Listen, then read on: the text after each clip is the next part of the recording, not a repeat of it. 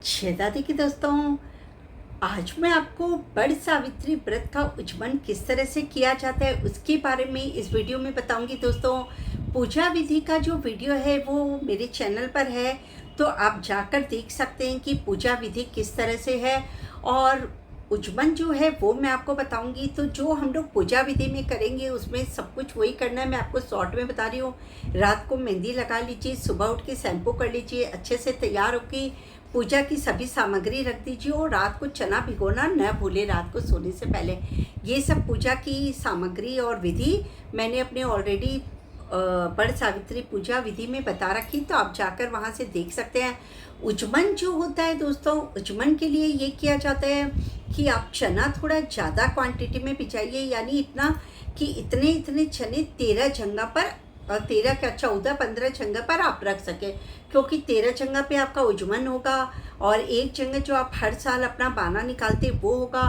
फिर थोड़ा बहुत आपको पेड़ की जड़ में चढ़ाने के लिए बड़ की जड़ में चढ़ाने के लिए भी आपको जो चना चाहिएगा भिगा हुआ, इसलिए आप इतना चना भिगा दीजिए। आधा किलो के करीब या पौना किलो के करीब आप भिजाएंगे तो आपका आराम से 13 जगह उसका कुड्डी बन जाएगा।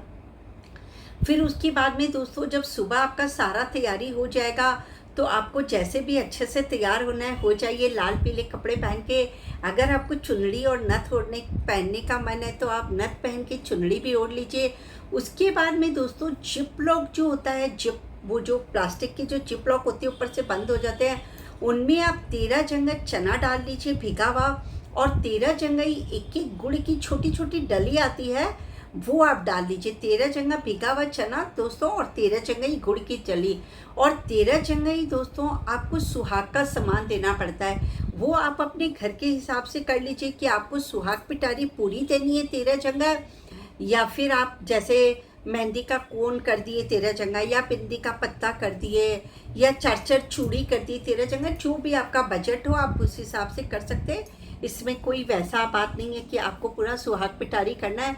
उसके बाद में दोस्तों, आप पूरा तैयार व्यार होके, अगर आप अपने घर में कर रहे हैं बड़ की पूजा, जैसे कोई लोग करते हैं कि पेड़ बड़ की डाली को तोड़ के ले आते हैं और गमले में गाड़ के और इस तरह से पूजा करते हैं, तो वो कर सकते हैं। मगर मेन इसमें बड़ की जड़ की पूजा होती है, क्योंकि उस दिन बड़ की जड़ के अंदर में शंकर भगवान और माँ पार्वती खुद आकर विराजमान होते हैं। अपने भक्तों को अखंड सौभाग्य का आशीर्वाद देते हैं, अपनी बेटियों को। इसलिए आप अगर वहाँ जाकर ये पूजा करेंगी तो ज़्यादा अच्छा रहेगा। उसके बाद दोस्तों, उच्चमन का ये विधि है कि जैसे आपने जो पूजा है वो कर ली, जल चढ़ा दिया, सतिया बना के वहाँ पर जो भी आपको चढ़ाना था वो आप चढ़ा दीजिए। वहाँ बैठकर कहानी सुन लीजिए। जो आपको मोली और कच्चे सूत से जो फेरा देना है वो 4 फेरी दे लीजिए। उसके बाद आपका जो रेगुलर का बाना है दोस्तों, वो आप वहाँ पर कटोरी में निकाल के और वो साइड में रख दीजिए। तो घर जाके आप अपनी सास को या ननद को या जिसको भी आपको देना है वो आप दे देंगे। उसके बाद दोस्तों, ये जो उच्चमन का है वो आप 13 कुड्डी या तो पैकेट के अंदर ही रख के भी कर सकते हैं। मतलब आप पेड़ के नीचे जा रहे हैं तो आपको थोड़ा अगर एम्ब्रेसिंग लगे कि इतना फैला के मेरे को नहीं बैठना है, तो नो प्रॉब्लम दोस्तों। आप उसको 13 जो चने की वो रहेगी, भीगे हुए चने का पाउच रहेगा वो, और जो गुड़ रहेगा वो आपका जो पाउच में डाला हुआ है वो, और सुहाग का जो भी सामान आपने लाया है 13 जगह देने के हिसाब से, सुहाग पिटारी या खुला सामान, तो वो एक साथ डालकर और उसके ऊपर 2 बार रोली से इस तरह छिड़चिए, 2 बार चावल छोड़िए, और हाथ जोड़कर जो भी आपने चुन्नी ओढ़ी है उससे उस पर 4 बार इस तरह से हाथ फेर दीजिए।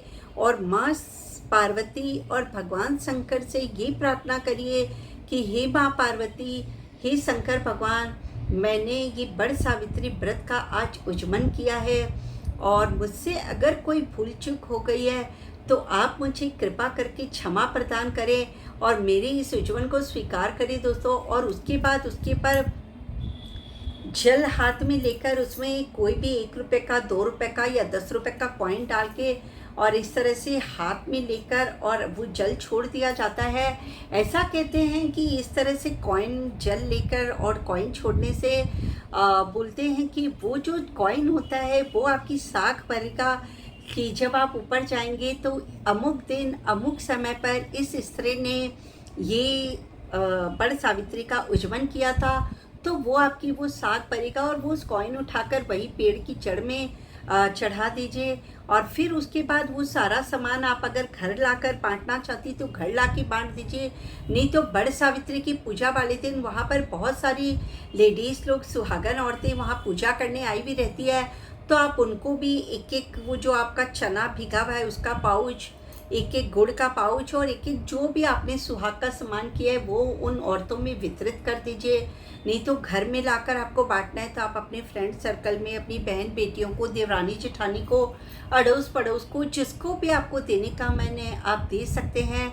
और उस दिन अगर आपका व्रत करने का मन है दोस्तों तो आप व्रत भी कर सकते, एक समय भोजन करके। इस तरह से आप बहुत ही सरल विधि से और ये बड़ सावित्री का उज्जवन कर सकते दोस्तों।